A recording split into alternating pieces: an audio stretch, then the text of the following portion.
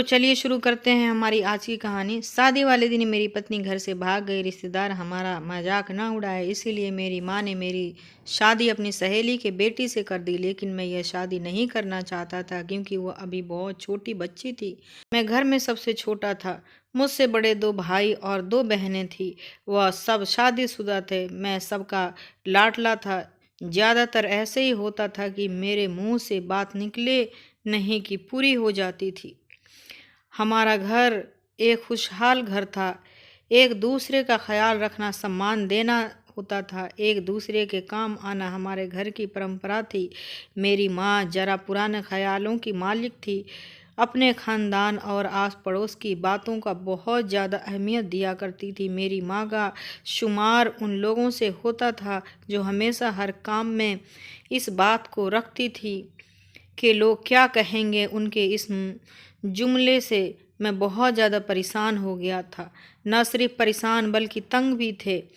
मेरी माँ को इतनी परवाह हमारी नहीं होती थी जितनी लोगों की होती थी कि अगर ऐसा कर दिया तो क्या लोग कहेंगे, हमारी इज्जत खाक में मिल जाएगी। बस हर जगह मेरी माँ को अपनी इज्जत और लोगों का क्या कहेंगे, बस यही सब दिखाई देता था। कभी कभी तो पापा भी चिढ़ कर रह जाते थे। पापा कहते थे कि अरे कहने दो लोगों को जो कहते हैं, बस बात की इतनी चिंता करती हो, लोग भला क्या कुछ सोचते नहीं हैं। मगर मेरी माँ का वही इस प्रकार का रटा रटाया सेंटेंस जो सबको चिढ़ने के लिए काफ़ी होता था। कभी कभी हालात ऐसे बदलते हैं कि खुशियों का पता ही नहीं चलता कि खुशियाँ क्या होती हैं। किसी ने सही कहा है कि ज़िंदगी इम्तिहान उसी से लेती है जो सबसे लाडला होता है। मैं जिस कॉलोनी में रहता था, दिव्या भी उसी कॉलोनी में रहती थी। वह जब भी कॉलेज जाती तो रास्ते में आते जाते मैं उसे देखता रहता और मुश्किल से ही अपने दिल को संभाल पाता था। मगर हमें कब पता था कि हमारी ज़िंदगी में कब कौन आ जाता है और हमारे लिए इतना इम्पोर्टेंट हो जाता है कि हम उसके बिना जीने के बारे में सोच भी नहीं सकते। ऐसा ही हाल मेरा हुआ था। दिव्या इतनी खूबसूरत थी कि उसे कोई एक नज़र देखे तो दोबारा देखने की इच्छा जरूर करेगा। वह किसी परी से कम नहीं थी। ऐसे हाल लगता था कि जैसे भगवान ने उससे बड़ी फुर्सत में बनाया हो। मैं अपनी पढ़ाई से फ्री हो चुका था और नौकरी न मिलने की वजह से ज़्यादातर मोहल्ले में इधर उधर खड़ा हुआ पाया जाता था। एक दिन दिव्या कॉलेज के लिए निकली तो रास्ते में ही मैंने उसे रोक लिया। सोचा उससे बात करके देखता हूँ कि क्या कहती है, लेकिन मेरी इस हरकत से वह बहुत घबरा गई थी। मगर मैंने सिर्फ उसके भाई के नाम लेकर उसके बारे में पूछा था। मैंने पूछा कि आकाश आजकल दिखाई नहीं देता। उसकी घबराहट देखकर मेरी और कुछ कहने की हिम्मत ही नहीं हुई थी, बल्कि उसकी इतनी घबराहट देखकर मुझे शर्मिंदगी होने लगी थी। मेरी वजह से वह कितनी परेशान हो गई थी। हालांकि उस दिन मेरा पक्का इरादा था कि अपनी मोहब्बत का इजहार करूंगा। इधर मेरी माँ मुझे नौकरी तलाश करने पर जोर डाल रही थी। उनकी एक रट थी कि जल्दी नौकरी तलाश करो ताकि तुम्हारी भी शादी कर सकूं। और मैं भी यही सब नहीं सोचता था। सब दोस्त कहते थे कि शादी एक बहुत बड़ी जिम्मेदारी होती है, या यूं कहना चाहिए कि बहुत बड़ी बर्बादी होती है। इंसान बस पत्नी और बच्चों में फंस कर रह जाता है, फिर उसे दुनियादारी का कोई होश नहीं रहता। सारी जिंदगी के मज़े तो शादी से पहले ही होते हैं, बाद में तो बस सज़ा मिलती है। मुझे भी अंदाज़ा था कि इंसान शादी के बाद कितना परेशान रहता है। मैं खुद देखता था, क्योंकि मेरे दोनों बड़े भाई शादीशुदा थे, किस तरह पत्नी और बच्चों में बीच फंसे रहते थे। रोज भागम भाग लगा रहता था। खैर, शादी तो करनी ही पड़ती है, जिंदगी अकेले नहीं कटती। मगर मैं अपनी शादी नहीं करना चाहता था। मेरा ख्याल था कि दिव्या की पढ़ाई पूरी हो जाए तो अपनी माँ को अपने पसंद बताकर उसका हाथ मांग लूँगा। अभी माँ को कुछ कहने की हिम्मत नहीं थी। मैं सोचता था तब तक दिव्या की पढ़ाई हो जाएगी और मेरी भी नौकरी लग जाएगी। मैं रोज़ अपनी फाइल्स उठाता और अलग अलग कंपनियों में अपनी किस्मत आजमाने चला जाता था। इन जगहों पर मेरे जैसे और भी न जाने कितने लड़के लड़कियां वाले फ्यूचर को सपने सुजाए हुए बैठे आते थे। इतने सारे लोगों से किसी एक की किस्मत जगती थी और वह भगवान का धन्यवाद करके खुशी खुशी वापस चला जाता था और बाकी सब मुंह लटकाए अपनी फाइल्स बगल में दबाए किसी और जगह किस्मत आजमाने निकल जाते थे। यह तो रोज का रूटीन बन चुका था। अपनी फाइल्स लिए कई घंटे किसी कंपनी में इंटरव्यू का इंतज़ार करना और फिर मुंह लटकाकर वापस घर आना और फिर किस्मत को कोसना। यह सिर्फ मेरे साथ ही नहीं होता था, बल्कि वहाँ न जाने कितने लोग ऐसे थे जो अपनी किस्मत आजमाते आजमाते और इसी तरह मुंह लटकाए वापस आ जाते थे। मैं भी अपनी दिव्या को आते जाते देखता तो ठंडी आहें भरता कि कब मुझे नौकरी मिलेगी और कब मैं अपनी माँ को रिश्ते के लिए दिव्या को घर भेजूं। मेरे घर से 2 घर छोड़कर ही दिव्या के घर के करीब मेरे मोहल्ले का एक लड़का रहता था। उसका नाम नीरज था। उससे ज़्यादा दोस्ती नहीं थी, बस ऐसे ही थोड़ी सी हाय हेलो थी। कभी कभी क्रिकेट टीम में होने की वजह से हमारी एक दूसरे से मुलाकात हो जाती थी। अच्छी शक्ल सूरत का लड़का था, रंग भी गोरा था और वो भी आजकल नौकरी की तलाश में था। उसकी पढ़ाई भी पूरी हो चुकी थी। मैंने अक्सर नोट किया था कि वह दिव्या को उसी नज़र से देखा है जिस नज़र से मैं उसको देखा करता था। फिर मैंने सोचा हो सकता है कि वह वहम हो मेरा, या फिर वैसे भी सब लड़कों की आदत होती है कि लड़कियों को ताड़ने में अक्सर यही सोचता है कि लड़के तो आते जाते लगभग हर लड़की को ताड़ते हैं। यकीनन ये भी ऐसे ही देखा होगा, मगर एक दिन मैंने महसूस किया कि जब दिव्या वहाँ से गुजरती है तो नीरज उसे देखता तो दिव्या भी उसे देखकर मुस्कुरा देती थी। 1-2 बार मैं ऐसे ही नोटिस कर लिया, फिर उसके बाद मैं खास ध्यान देना शुरू कर दिया तो सच में दोनों की आंखें चार होते ही दोनों हल्के से मुस्कुरा देते थे। मेरे लिए यह बात बहुत ही तकलीफ देने वाली थी, लेकिन मैं बेबस था, कुछ नहीं कर सकता था क्योंकि दिव्या से मेरा कोई संबंध नहीं था। मैं किस रिश्ते के आधार पर दिव्या को उस लड़के के करीब जाने से रोकता? बस घर जाकर कमरे में इधर से उधर फिरता रहता और प्लानिंग करता रहता कि किसी भी तरह दिव्या को अपने दिल की हाल बता दूं और उस लड़के से पीछा छुड़ाऊं। मुझे कोई तरीका समझ में नहीं आता था। एक तो नौकरी की समस्या और दूसरी तरफ मेरी मोहब्बत जो मुझसे दूर जाती दिखाई दे रही थी। मेरी परेशानी दिनों दिन बढ़ती जा रही थी। क्या करूं? मुझे करना क्या चाहिए था? अपने दिन रात की सोच से परेशान रहना था और घर में वालों को भी मेरी दिन ब दिन खराब होती हालत से परेशान होने लगी कि आखिर बात क्या है कि वह मुझसे अक्सर पूछते हैं कि तुमने क्यों इतना परेशान रहते हो, जो बात है वो बताओ। तो मैं टाल देता, बस नौकरी नहीं मिल रही है इसीलिए परेशान हूँ।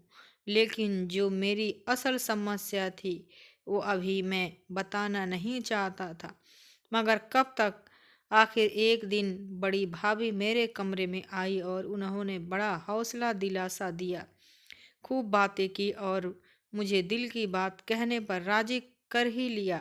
और फिर मैंने भी उनके सामने दिव्या के बारे में सब कुछ बता दिया।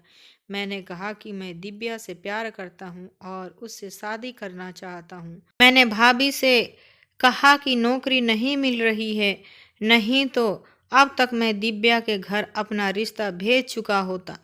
भाभी ने मुझे हिम्मत और हौसला दोनों दिया कि परेशान मत हो, जब तुम्हें नौकरी मिल जाएगी तो हम सब से पहले काम यही करेंगे कि तुम्हारा रिश्ता लेकर दिव्या के घर जाएंगे। तो उन्होंने मुझे ये भी दिलासा दिया कि तुम तब तक ऐसा करो कि दिव्या को साफ शब्दों में अपनी मोहब्बत का इजहार कर दो। भाभी काफ़ी देर तक मुझे दिलासा देती रही और समझाती रही। मुझे काफ़ी हौसला मिला कि एक तरफ का मामला तो ठीक हुआ।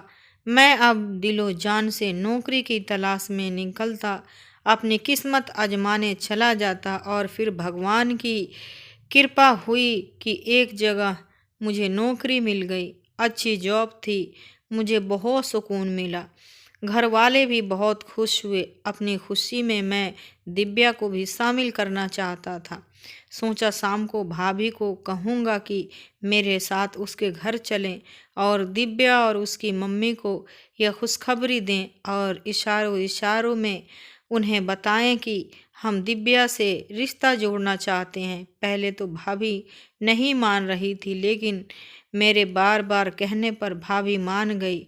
मुझे बहुत खुशी हुई। मैं बहुत खुश था और ऐसा लग रहा था कि चीख चीख कर अपनी खुशी का इजहार करूं, मगर यह बचकाना इच्छा मैंने अपने दिल ही में रखा। मैंने छत पर जाकर एक लंबी सांस ली। इस दौरान मेरी नज़र सामने वाले घर की छत पर पड़ी, जहां नीरज और दिव्या आपस में बात कर रहे थे। मेरी सांस वहीं की वहीं रुक गई थी। मेरी आंखों में नफरत और दिमाग में गुस्से की तूफान चलने लगी, क्योंकि वह पूरी ध्यान से दिव्या से इशारों में कुछ बातें कर रहा था। दिव्या अपने आंगन में खड़ी थी। मुझे बहुत तेज गुस्सा आ रहा था। मैं अपने जज्बातों पर काबू नहीं कर पा रहा था। इतने में दिव्या की नज़र मुझ पर पड़ गई और वह जल्दी से कमरे में चली गई। मैं नफरत से उस लड़के को घूरने लगा।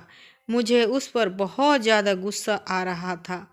मैं मन ही मन कुछ कहने लगा कि मैं इस लड़कों को छोड़ूंगा नहीं।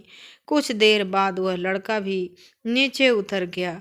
मैं फिर सोचने लगा कि अब मैं क्या करूं। इससे पहले कि पानी सर से पार हो जाए, मुझे कोई कदम उठाना ही पड़ेगा। मुझे जल्दी ही कुछ करना होगा। यही सोचते हुए मैं नीचे आ गया। सब ने मिलकर खाना खाया। फिर मैंने भाभी को सारी बात बताई और फिर भाभी से कहा कि मम्मी से भी बात करो और उन्हें रिश्ते के लिए तैयार करो।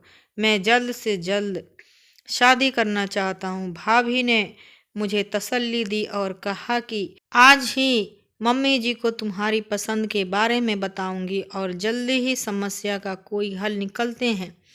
भाभी ने ये भी कहा कि खुद को ठंडा रखो, उस लड़के को इग्नोर करो। और मैंने ऐसा ही करने की कोशिश की, मगर मैंने अंदर ही अंदर उबल रहा था और डर भी रहा था कि कहीं वह लड़का मुझसे पहले ही मेरी दिव्या को उड़ा न ले।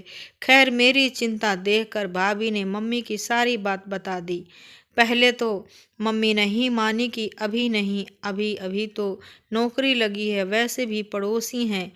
अगर बात ना मानी तो लोग क्या कहेंगे कि क्या जरूर लड़के और लड़की पहले से सेट था। लेकिन किसी न किसी तरह भाभी ने माँ को तैयार कर ही लिया और फिर मेरी मम्मी और भाभी मेरा रिश्ता लेकर दिव्या के घर गई।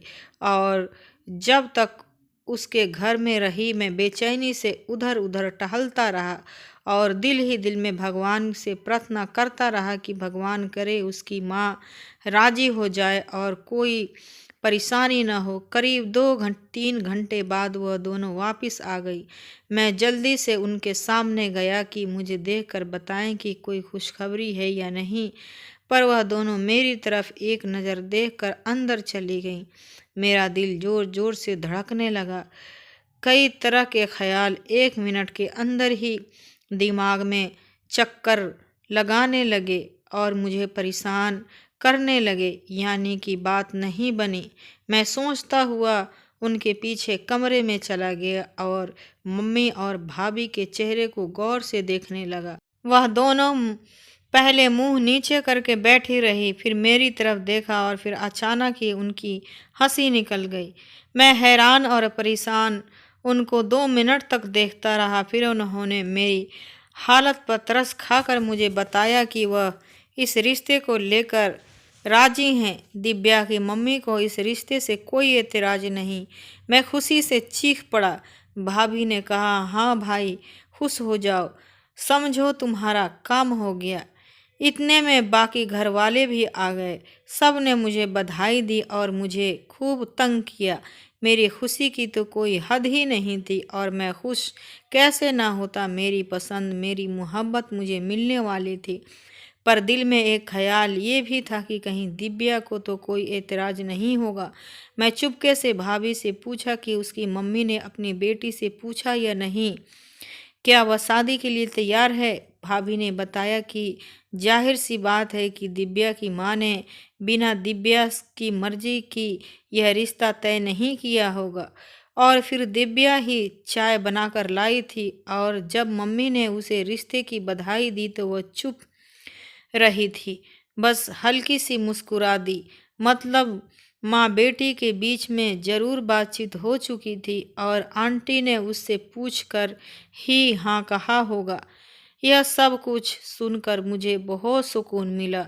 मुझे ऐसा लग रहा था कि जैसे मैंने कोई जंग जीत लिया हो, सामने वाले लड़के पर बाजी मार ली गया।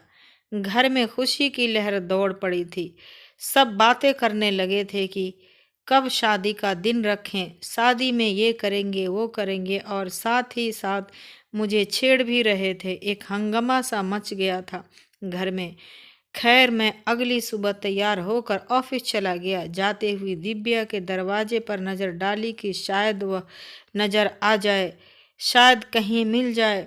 मुझे उसकी मर्जी जाननी थी। मैं अपने कानों से उसकी हाँ सुनना चाहता था, लेकिन वो मुझे कहीं नज़र नहीं आई। दिन गुजरते जा रहे थे। फिर एक दिन सब ने कहा कि दिव्या की मम्मी से शादी की तारीख मांग ली जाए। मामला यूं लटकाए रखना ठीक नहीं है।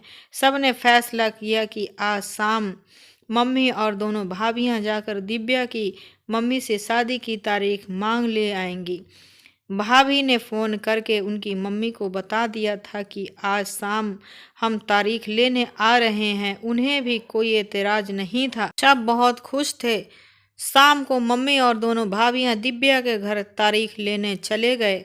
हम सब इसी इंतज़ार में थे कि कब वह वापस आएं और पता चले कि शादी की डेट कब की तय की गई है, और फिर हम वैसे ही तैयारी शुरू करेंगे। मुझे बहुत ज़्यादा बेचैनी थी। 3 घंटे बाद मम्मी और भाभियां घर वापस आए। हम सब उनके आसपास जमा हो गए थे। पता चला 2 महीने की बाद की तारीख तय हुई है। सब ने एक दूसरे की बधाई दी और मिठाइयाँ मंगवाया गया। हम सब ने मुंह मीठा किया। मैं उस दिन बहुत खुश था। घर में भी खुशी का माहौल था। सब शॉपिंग की लिस्ट तैयार करने लगे, अपने अपने कपड़ों की बातें करने लगे। अब मैं भी अंदर से सुकून महसूस कर रहा था और अपना पूरा ध्यान अपनी जॉब पर लगा चुका था। पहले से बहुत ज़्यादा मेहनत करने लगा था। मैं चाहता था कि शादी तक अपने बॉस के दिल जीत सकूं। उस दिन के बाद से मुझे दिव्या कभी नज़र ही नहीं आई थी। बहुत कोशिश की मगर उसे देखने में नाकाम रहा। लेकिन फिर भी सुकून था कि अब उसका नाम मेरे नाम के साथ जुड़ चुका है। घर वाले शादी के लिए तैयारी में लगे हुए थे। दिन तेजी से गुजरते जा रहे थे। हम सब के अंदर जैसे बिजली जैसी तेजी आ चुकी थी। घर में एक हलचल मची हुई थी। समय के गुजरने के साथ साथ ही पता नहीं चला और फिर दिन पास आते चले गए। मेरे लिए शादी की ड्रेस पसंद की गई, दुल्हन के कपड़े भी तैयार हो रहे थे। सबके चेहरे पर खुशी फूट पड़ी थी। भाभी और बहनों ने ढोलक रख ली थी। दोपहर तक शॉपिंग करती और रात के कामों से फ्री होकर ढोलक लेकर बैठ जाते। मुझे बीच में बिठाकर खूब गाने बजाने करते। मैं भी उन लोगों में शामिल हो जाता। भाभियाँ छेड़छाड़ भी करती, शरारत भी करती, हंसी मजाक चलता रहता। सब खुशियों में मगन थे। मेहंदी वाले दिन मेरे हाथों में मेहंदी लगाई गई। कोई भी सोने के लिए तैयार नहीं था। सब अपने अपने मस्तियों में मगन थे। सुबह मुझे दूल्हा बनना था, वह भी अपनी पसंद की लड़की का। यह सोचकर ही मेरे दिल में गुदगुदी सी हो रही थी। सारी तैयारी पूरी थी। आधी रात के बाद पता नहीं कौन सा समय था जब मम्मी ने सबको डांट कर सुलाया। सुबह बारात की तैयारी करनी है, चुपचाप सब सो जाओ। सब लोग सुबह जल्दी ही उठ गए और बारात की तैयारी करने लगे।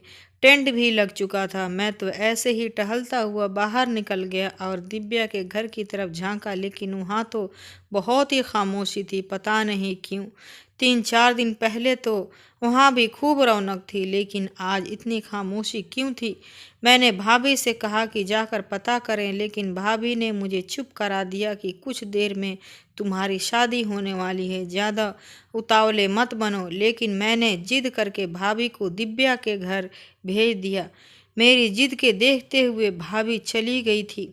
थोड़ी देर बाद आई तो मैंने देखा कि भाभी के चेहरे पर कुछ परेशानी थी, जिससे खुशी से वो गई थी। वापस आकर उनकी खुशी गायब हो चुकी थी। उनके चेहरे पर चिंता के भाव उभर आए थे। मम्मी उनके कंधे पकड़कर पूछ रही थी, क्या हुआ, तुम्हारा चेहरा क्यों उतरा हुआ है। मैं भी भाभी के पास पहुंच गया था। मैंने कहा, भाभी सब ठीक तो है ना। भाभी खामोशी से मेरी तरफ देख रही थी। मम्मी ने फिर गुस्से में खामोशी के कारण पूछा तो वो धीरे से बोली, मम्मी जी, जब मैं लड़की वालों के घर गई तो दिव्या की मम्मी रो रही थी। घर में सब बहुत परेशान थे। मैंने हैरत से उनकी तरफ देखा तो पहले तो मैं समझ ही कि बेटी की जुदाई में ऐसा ही होता है। जब मैंने दिलासा दिया तो उन्होंने मेरे आगे हाथ जोड़ दिए। मैं बहुत हैरान हुई कि आंटी, यह आप क्या कर रही हैं? भगवान के लिए कुछ बताएं, आखिर क्या बात है। तब वह दंपत्ति आवाज में बोली कि दिव्या इस शादी से खुश नहीं थी। हालांकि मैंने पूछा था तो उस समय वह खामोश रही थी। फिर इतना कहा था कि मैं अभी शादी नहीं करना चाहती, मगर उसके पापा ने समझाया था, अभी नहीं तो जब भी करनी है करनी ही तो है। और फिर रिश्ता अच्छा है बेटी, देखो वह लोग भले लोग हैं, तो फिर अभी शादी करने में क्या दिक्कत है। फिर वह खामोश हो गई थी। वह समझे कि वह शादी के लिए धीरे धीरे खुद को तैयार कर लेगी। हमारे मुंह पर कालिक लगाकर पता नहीं कब घर से चली गई। आप लोग हमें माफ़ कर दें, यह कहकर वह बेहोश हो गई। उनकी बहन ने पानी की छींटे मारकर तब कहीं जाकर उन्हें होश आया। उनकी हालत बहुत खराब है। भाभी के मुंह से इतना सुनना था कि मेरी मम्मी सोफे पर गिर पड़ी और मेरे पाँव के नीचे से भी जमीन निकल चुकी थी। भाभी की बताई कहानी सुनकर और ऊपर से मम्मी की हालत खराब देखकर मैं परेशान हो गया था। हे भगवान, यह सब क्या था? पर ऐसा मेरे साथ ही क्यों हुआ? मेरा दिल अंदर ही अंदर रो रहा था। सबने मम्मी को उठाकर बेड पर सुलाया, पानी पिलाया। जिस घर में थोड़ी देर पहले खुशियाँ चहल पहल कर रही थी, नाच रही थी, वहाँ अब गम के साए मंडराने लगे थे। बेचैनी और बेकारी सबके चेहरे पर दिखने लगे थी। मैं अपने कमरे में आकर सर पकड़कर बैठ गया था। मेरा दिल चाह रहा था कि चीख मार मार कर अपने दिल का सारा गुस्सा निकाल दूं। आखिर उसने मेरे साथ ऐसा क्यों किया? पहले ही मना कर देती, यूं सबके सामने रुसवा तो न करती। अब क्या होगा? सारे मेहमान आ चुके थे। पंडित जी भी तैयार बैठे थे। बारात जाने के लिए तैयार थी। यार दोस्त हौसले दे रहे थे, लेकिन दिल को किसी तरह का दिलासा नहीं मिल रहा था। कुछ देर बाद मम्मी कमरे में आई। मैं उन्हें देखकर खड़ा हो गया। वो सदियों की बीमार लग रही थी। मैंने बड़ी मुश्किल से अपने आंसू रोके हुए थे। मम्मी ने मुझे सीने से लगाया। मैं छोटे बच्चों की तरह मम्मी के सीने से लगा और फिर से मेरे आंसू खुद ब खुद निकल गए। हालांकि मैं चुप था, लेकिन मेरा दिल अंदर ही अंदर चीखें मार रहा था। मम्मी ने वहीं बेड पर मुझे अपने पास बिठाया और फिर कहा कि जो भगवान की मर्जी होती है वही होता है। उसकी मर्जी के बगैर एक पत्ता भी नहीं हिलता। शायद दिव्या तुम्हारी किस्मत में नहीं थी। मम्मी ने मुझे बहुत हौसला दिया, लेकिन इस समस्या का जो हल बताया उसे सुनकर मेरा सर और घूम गया था और आंखों के सामने अंधेरा छाने लगा।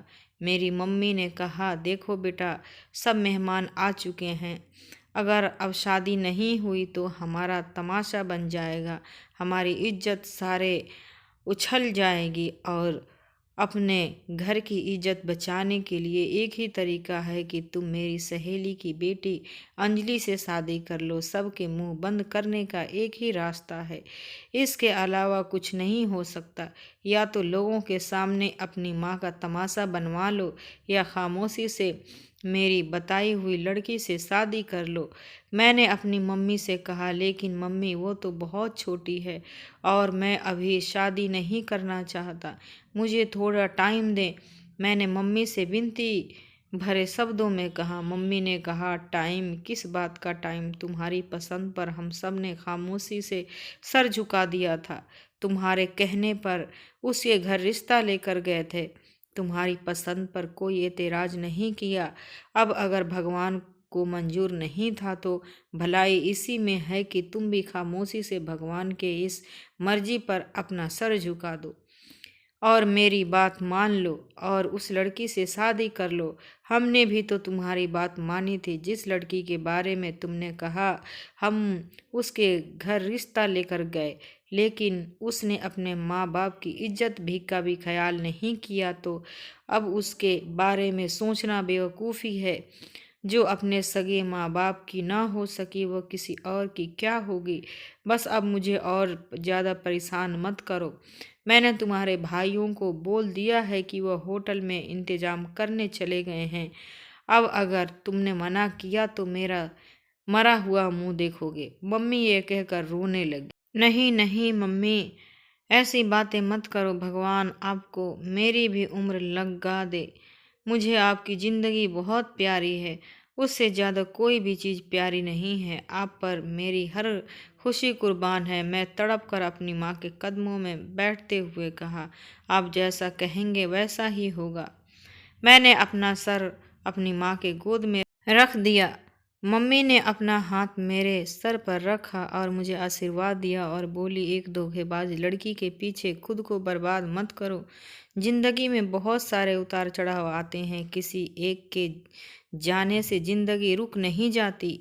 अगर उसने तुम्हारी इज्जत की परवाह नहीं की तो तुम भी जिंदगी में आगे बढ़ो। सब कुछ भूल कर मैंने अपने आंसू अंदर ही अंदर पीते हुए कहा, खैर घर के खास लोगों को प्रोग्राम के बारे में बता दिया गया था। लोगों को कहा गया कि अब होटल में बारात जाएगी। कुछ बातों को इधर उधर करके भाभी और मेरी बहनों ने बात संभाल ली थी। बुझे हुए चेहरों के साथ और भारी कदमों के साथ मैं गाड़ी तक पहुंचा। सजी हुई गाड़ी अब मुझे वीरान लग रही थी। खैर मेरी शादी हो गई, कैसे हुई मुझे कुछ भी नहीं पता। अब मुझे शादी में कोई दिलचस्पी नहीं थी, बस मेरी माँ को दिया हुआ वादा निभा रहा था। अपनी सोच में इतना गुम था कि पता ही नहीं चला कि दुल्हन कब आ गई, कब मैं वापस घर आ गया। मुझे यह सब एक भयानक सपना सा लग रहा था। बाराती भी गई, दुल्हन भी आई, मगर सब एक मजबूरी में किया गया। बुझे दिल के साथ सब घर वालों को जो जोश था वह ख़त्म हो गया था। फिर भी हर तरफ एक रस्म को पूरा किया गया। लोगों को मुंह बंद रखने के लिए मजबूरी में यह शादी हुई या फिर ज़बरदस्ती करवाई गई। मैं सोफे पर किसी लाश की तरह गिर गया। सब मेरी हालत को अच्छी तरह समझ रहे थे। जिस इंसान की होने वाली पत्नी घर से भाग जाए, उसके मुंह पर जो जूता पड़ता है और जो बेइज्जती होती है, वो शायद कोई ही समझ सकता हो। जिंदगी बेईमानी और बेमकसद हो जाती है। ऐसा लगता है कि हर देखने वाली नज़र उस आदमी पर हंस रही हो। मैं सर पकड़े अपने ख्यालों में बैठा था। उसी पल मुझे अपने कंधे पर किसी हाथ का एहसास महसूस हुआ। मैं मुड़कर देखा तो वह मेरी माँ का हाथ था। मम्मी ने कहा कि बेटा कुछ खा ले। वहाँ भी कुछ भी नहीं खाया। मम्मी को मेरी हालत का अंदाज़ा था, उन्हें पता था कि मैं भूखा हूँ। माँ भी भगवान का दिया हुआ तोहफा होती है, कुछ कहे बिना सब कुछ समझ जाती है। मम्मी ने फिर कहा, उठो खाना खा लो, कुछ खा लो। मम्मी ने प्यार से मेरे सर पर हाथ फेरते हुए कहा। मम्मी मुझे भूख नहीं लगी है, मैंने उनके हाथ थामते हुए कहा। लेकिन मम्मी ने ज़बरदस्ती की तो उनकी खातिर थोड़ा सा खा लिया। भाभी ने कहा, जाओ अब अपने कमरे में। मैंने उनकी तरफ देखा देखा कि प्लीज़ अब तो मेरे साथ कोई ज़बरदस्ती मत करो। मेरी आंखों में बेबसी के आंसू चमकने लगे थे। भाभी ने मुझे समझाया कि बुरी बात है, अब वह तुम्हारी पत्नी है, उसकी जिम्मेदारी उठाना अब तुम्हारा फ़र्ज है। तुम्हारे लिए भले ही आज की रात सबसे बुरी रात हो, लेकिन उसके लिए तो यह सपने भरी रात है। आज की रात के लिए उसने भी न जाने कितने सपने सजाए होंगे। मैं मरे हुए कदमों से अपने कमरे की तरफ चल पड़ा। वह कमरा जिसमें रहते हुए एक लंबा समय गुजर गया था, अपने कमरे में मुझे बहुत प्यारा था। अपने कमरे के अलावा मुझे कहीं भी नींद नहीं आती थी। आज वही कमरा मुझे ऐसा लग रहा था जैसे वह कमरा कोई अंधेरी गुफा हो। वह कमरा मुझे अजनबी सा लग रहा था। उस कमरे में जाने को बिल्कुल भी दिल नहीं कर रहा था, लेकिन क्या करता, मजबूरन जाना पड़ा। मैंने कमरे का दरवाज़ा खोला। नज़र उठाकर देखने की भी हिम्मत नहीं थी, फिर भी थके हुए कदमों के साथ जाकर कुर्सी पर बैठ गया। मैं नज़र नहीं उठा पा रहा था, दिल पर एक बोझ सा था। सामने बेड पर जो दुल्हन दिव्या बैठी हुई थी, मुझे उसे अपनी पत्नी स्वीकार करने के लिए मेरा दिल बिल्कुल भी मान नहीं रहा था। भला मैं उसे कैसे पत्नी स्वीकार कर लेता। कल तक मेरे दिल में कोई और थी, किसी और को लेकर मैं सपने सजा रखा था। आज अचानक सब कुछ बदल चुका था, और फिर मेरे सामने बैठी लड़की मुझसे उम्र में बहुत छोटी थी। मैं उसे अपनी पत्नी का स्थान कैसे दे सकता था। मैंने जूते उतार कर साइड पर रखा और फिर अपनी शेरवानी उतारने लगा, और फिर बस ऐसे ही एक निगाह अपनी दुल्हन की तरफ गई थी। लेकिन यह देखकर हैरान रह गया कि वह बेड से टेक लगाकर मज़े से सो रही थी। सोते हुए एक मासूम सी बच्ची लग रही थी। मैं सोचने लगा, ये जुल्म नहीं तो फिर क्या है। मेरे घर वालों को ऐसा नहीं करना चाहिए था। क्या यह मेरी पत्नी बनकर रह सकती है? क्या मैं इसे अपने पत्नी का स्थान दे सकूंगा? क्या यह मेरी पत्नी होने का मतलब भी समझती है? पत्नी होने से क्या हक होता है? क्या यह पूरे घर रख पाएगी? हे भगवान, मेरे घर वालों ने यह क्या कर दिया। मैं उस लड़की को देखते देखते सोच रहा था। मैं धीरे से अपने बेड पर आया और एक तरफ को लेट गया ताकि उसकी नींद खराब ना हो सके। पता ही न चला कि कब नींद आई। मैं सो गया, और जब आँख खुली तो ऐसा लगा कि जैसे अभी आँख लगी है और अभी खुल गई है, जैसे सूरज बहुत जल्दी निकल आया हो। करवट बदली तो चौंक कर एक कदम सीधा होकर बैठ गया, क्योंकि मेरी जबरदस्ती की पत्नी मेरे करीब बैठी मुझे देखकर मुस्कुरा रही थी। मुझे भी बिल्कुल भी इस तरह की उम्मीद नहीं थी। मैं तो उसे ना समझ जानकर टाल रहा था। मुझे अचानक इस तरह से चौंकता देखकर वो खुलकर हंस पड़ी कि आप तो डर गए। मैंने कहा, नहीं नहीं, डरना किस बात का। फिर वह कहने लगी, आप रात को बहुत देर से कमरे में आए थे। उसने मेरे हाथ और अपने हाथों में लेते हुए कहा। मैं उसकी इस हरकत से एकदम चौंक गया। मेरे माथे पर पसीने की बूंदें चमकने लगी। मैं जिसे छोटा और मासूम समझ रहा था, वह इतनी भी मासूम नहीं थी। मैंने कहा, हाँ, थोड़ी देर हो गई थी। मैंने उससे हाथ छुड़ा लिया। फिर मैं बोला कि तुम सो रही थी। कहने लगी, नहीं, मुझे जल्दी नींद आ जाती है। शरारती मुस्कुराहट के साथ कहा कि आप मुझे उठा देते। मैं उसकी इस बात पर हैरान रह गया। कहने लगा कि नहीं, मैं भी थका हुआ था। मैं जल्दी से उठा और फ्रेश होने चला गया। मुझे इस कमरे में रुकने का जरा भी दिल नहीं कर रहा था। जल्दी से बाहर जाना चाहता था। और फिर मैं जैसे ही फ्रेश हुआ, तैयार होकर जल्दी से बाहर जाने लगा तो वह बोलने लगी, आप कहाँ जा रहे हैं? मैंने कहा, कहीं नहीं, अभी आता हूँ। यह कहकर मैं टीवी रूम में सोफे पर आकर बैठ गया। मैं सोचने लगा कि यह मेरे साथ क्या हो रहा है। फिर मेरा ध्यान दिव्या की तरफ चला गया। क्या दिव्या उस सामने वाले नीरज को पसंद करती थी? क्या वह दोनों साथ भाग गए हैं? मैंने देखा घर में अभी सब सो रहे थे और मम्मी अपनी चाय बनाकर कमरे में चली गई थी। आराम से उठकर मैं बाहर निकल गया। दिव्या के घर की तरफ देखने की इच्छा अब मर चुकी थी। हाँ, उसे लड़के का पता करवाना चाहता था। एक तरफ कुछ बच्चे खेल रहे थे। मैंने एक बच्चे को प्यार से बुलाया और कहा कि सामने घर से नीरज भाई को बुला कर ला। वो बच्चा मेरी बात सुनकर जाने लगा, लेकिन मैंने कुछ सोचकर उस बच्चे को रोक दिया और खुद ही नीरज के घर की तरफ बढ़ गया। और फिर मैंने उसके घर का दरवाज़ा बजाया। 3-4 बार ऐसा करने के बाद एक आदमी बाहर आया। ना वह उसके पापा थे ना भाई। एक ही मोहल्ले में रहते थे, लेकिन वो मुझे नहीं जानते थे। मैंने कहा कि मैं नीरज के ऑफिस वाला दोस्त हूँ।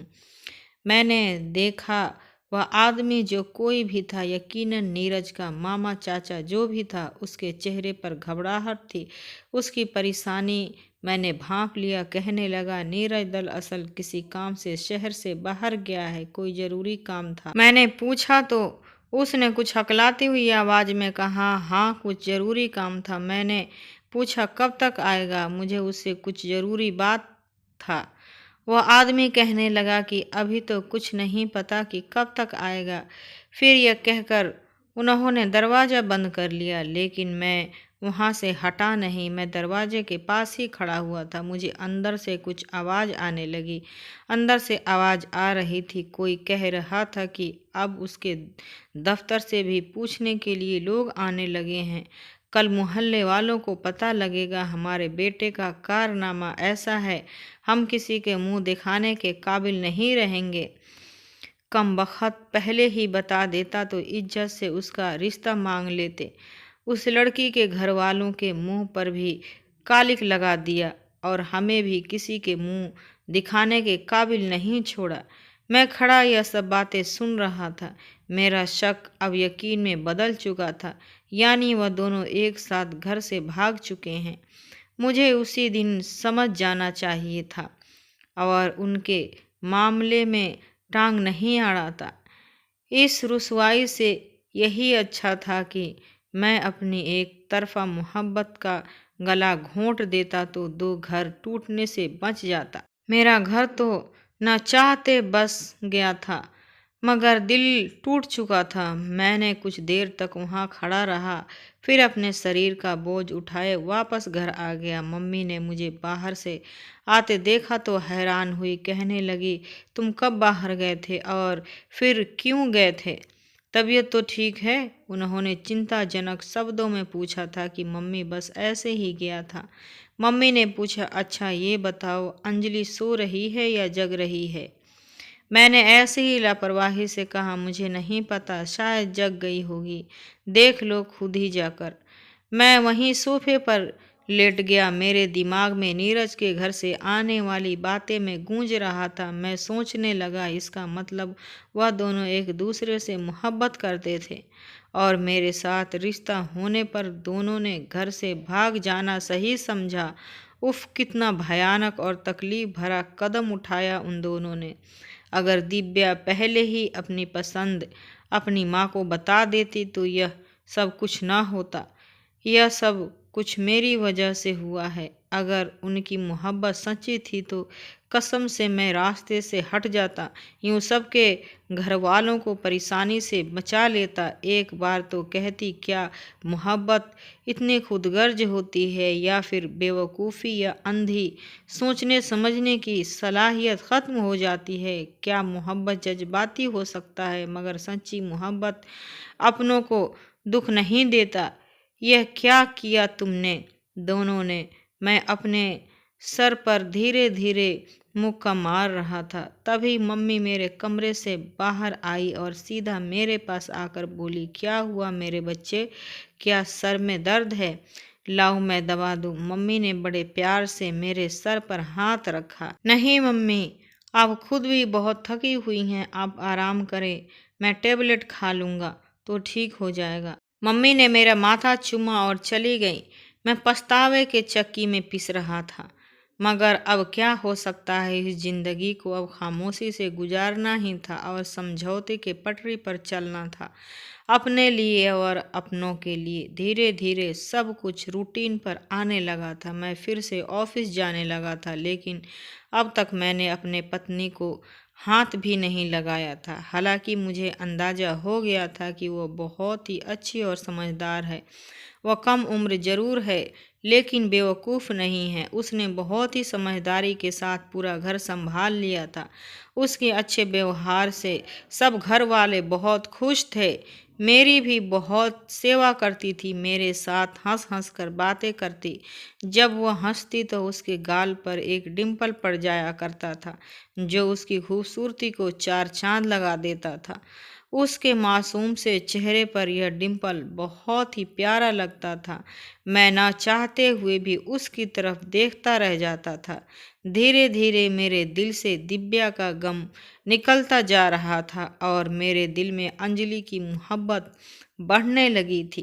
सच कहते हैं, तूफान जितनी तेजी से आता है उतनी ही तेजी से गुजर भी जाता है, लेकिन बहती हुई नदी धीरे धीरे बहती रहती है और हमेशा बहती है। दिव्या के लिए मेरा प्यार एक तूफान था जो एकदम से ख़त्म हो गया था, लेकिन अंजलि के लिए मेरी मोहब्बत शांत बहती हुई नदी की तरह थी, जो मेरे दिल में धीरे धीरे बढ़ती जा रही थी।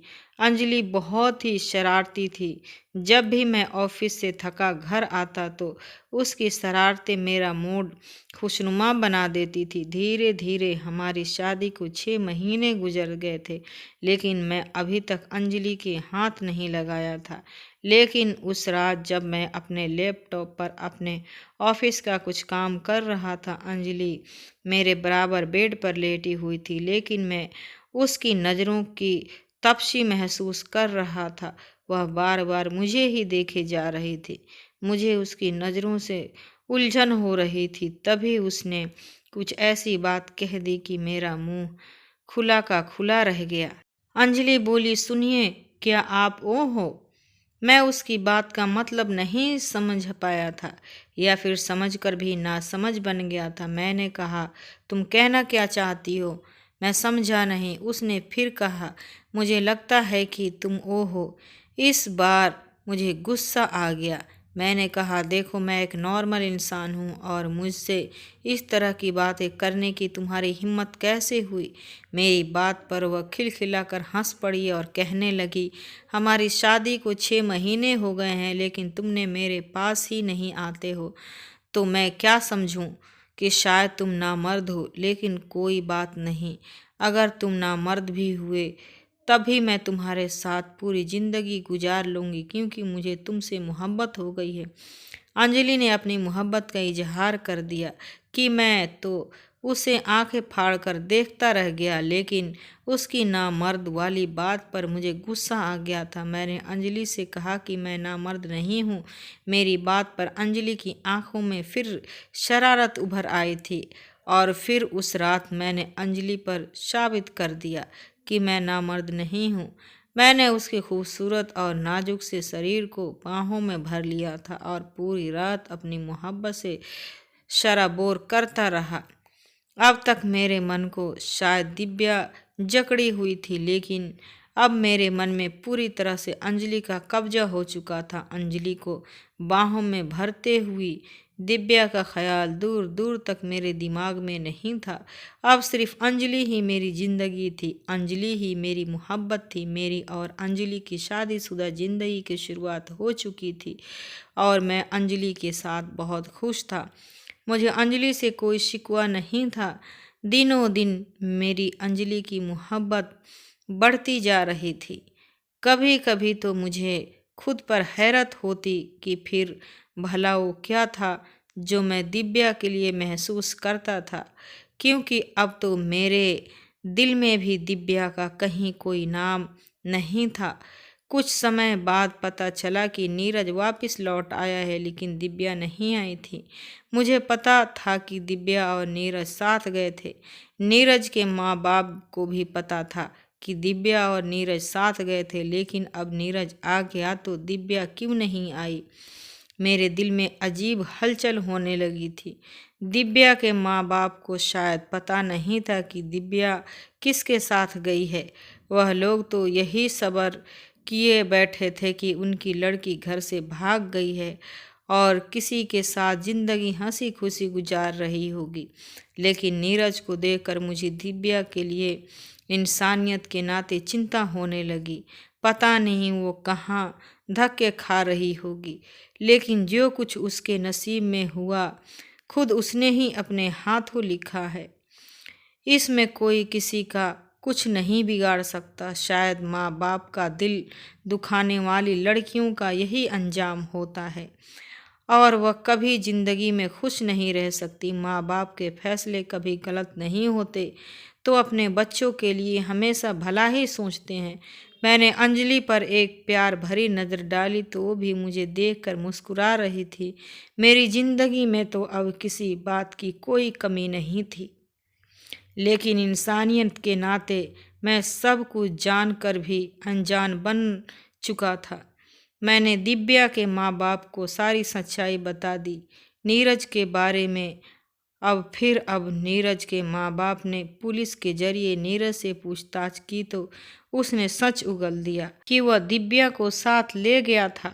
वह बिना शादी के ही एक साथ रह रहे थे। नीरज ने बताया कि 2 महीने तक साथ रहने के बाद मैं दिव्या को छोड़ दिया था।